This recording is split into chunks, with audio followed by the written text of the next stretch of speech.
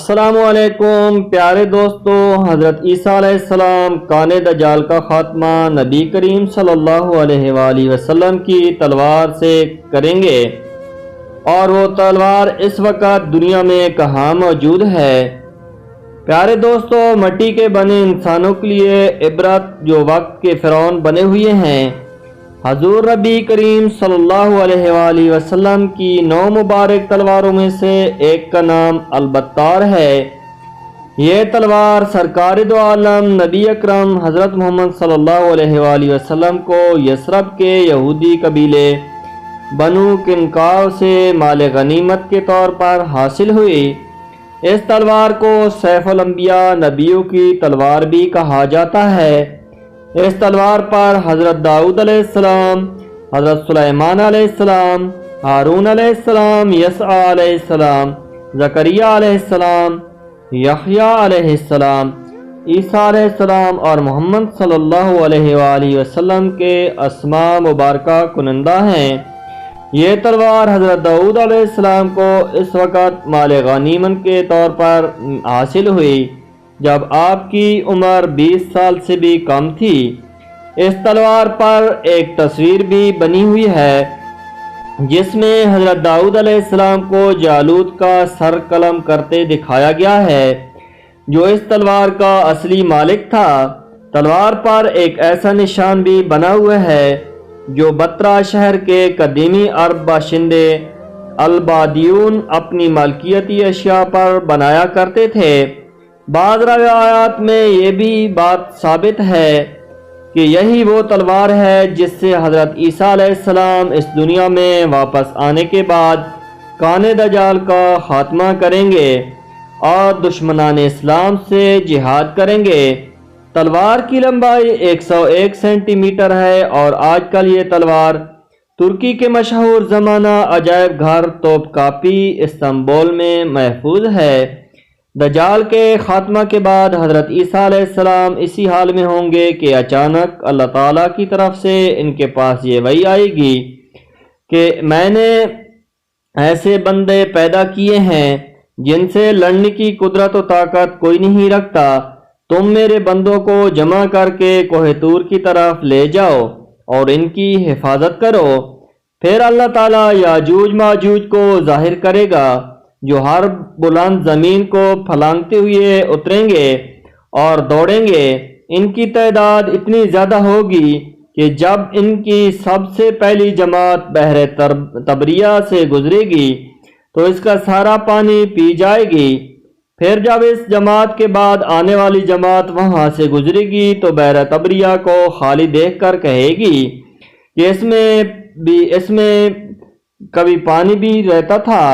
اس کے بعد یاجوج ماجوج آگے بڑھیں گے یہاں تک کہ جبل خمر تک پہنچ جائیں گے، جو بیت المقدس کا ایک پہاڑ ہے، اور ظالم و غارت گری کی اذیت رسانی اور لوگوں کو پکڑنے قید کرنے میں مشغول ہو جائیں گے، اور پھر کہیں گے کہ ہم نے زمین والوں کو ختم کر دیا، چلو آسمان والوں کا خاتمہ کر دیں۔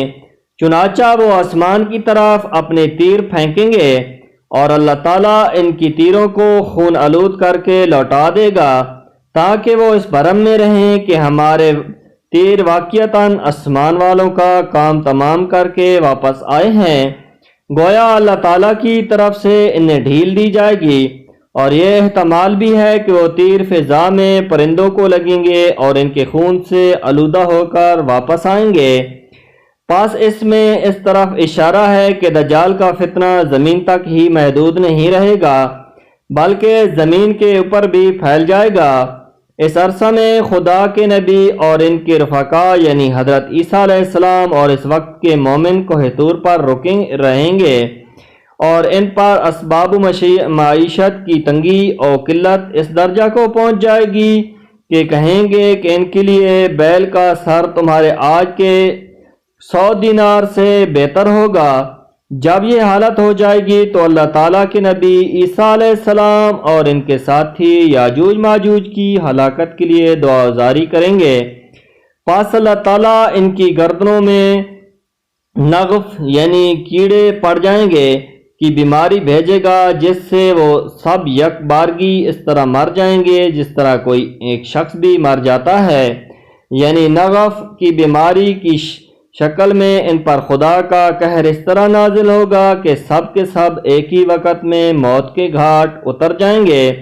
اللہ کے نبی اور اس کے ساتھی اس بات سے آگاہ ہو کر پہاڑ سے اتر آئیں گے اور انہیں زمین پر ایک بالشت کا ٹکڑا بھی ایسا نہیں ملے گا جو یاجوج ماجوج کی چربی اور بدبو سے خالی ہو۔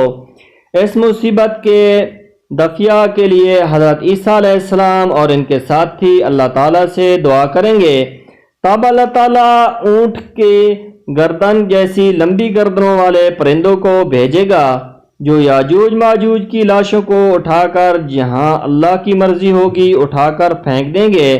ایک اور روایات میں یہ بھی ہے کہ وہ پرندے ان لاشوں کو فہبل میں ڈال دیں گے۔ فہبل دراصل ایک جگہ کا نام ہے جو بیت المقدس کے علاقہ میں واقع ہے۔ دوسرے معنی گڑھے کے ہیں اور ایک معنی پہاڑ سے گرنے کے ہیں، اور مسلمان یاجوج اور ماجوج کے کمانوں، تیروں اور ترکشوں کو 7 سال تک چلاتے رہیں گے۔ پھر اللہ تعالیٰ ایک روز ایک زوردار بارش بھیجے گا جس سے کوئی بھی مکان، خواہ وہ مٹی کا ہو یا پتھر کا، خواہ وہ صوف کا ہو یا نہیں بچے گا۔ وہ بارش زمین کو دھو کر آئینہ کی طرح صاف کر دے گی۔ پھر زمین کو حکم دیا جائے گا کہ اپنے پھلوں یعنی اپنی پیداوار کو نکال اور اپنی برکت کو واپس لا۔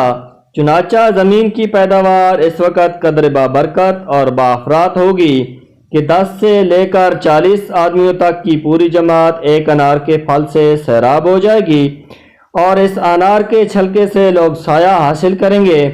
نیز دودھ میں برکت دی جائے گی، یعنی اونٹ اور بکریوں کے تھنوں میں دودھ بہت ہوگا، یہاں تک کہ دودھ دینے والی ایک اونٹنی لوگوں کی ایک بڑی جماعت کے لیے کافی ہوگی۔ دودھ دینے والی ایک بکری آدمیوں کی ایک چھوٹی سی جماعت کے لیے کافی ہوگی۔ بہرحال لوگ اس طرح کی خوشحال اور امن و چین کی زندگی گزار رہے ہوں گے کہ اللہ تعالیٰ ایک خوشبودار ہوا بھیجے گا جو ان کی بغل کے نیچے کے حصہ کو پکڑے گی، یعنی اس ہوا کی وجہ سے ان کی بغلوں میں درد پیدا ہوگا، اور پھر وہ ہوا ہر مومن اور ہر مسلمان کی روح قبض کر کے لے جائے گی، اور صرف بدکار اور شریر لوگ دنیا میں باقی رہ جائیں گے جو آپس میں گدھوں کی طرح مختلط ہو جائیں گے، اور انہی لوگوں پر قیامت قائم ہوگی۔ اس پوری روایات کو مسلم شریف نے نقل کیا گیا ہے۔ پیارے دوستو، کیسی لگی میری آج کی یہ ویڈیو؟ اسی طرح اچھی اور پیاری سی ویڈیو دیکھنے کے لیے میرے چینل کو سبسکرائب کر دیں اور ویڈیو کو لائک اور شیئر کر دیں۔ پیارے دوستو، ملتے ہیں ایک نئی ویڈیو کے ساتھ، تب تک کے لیے اللہ حافظ۔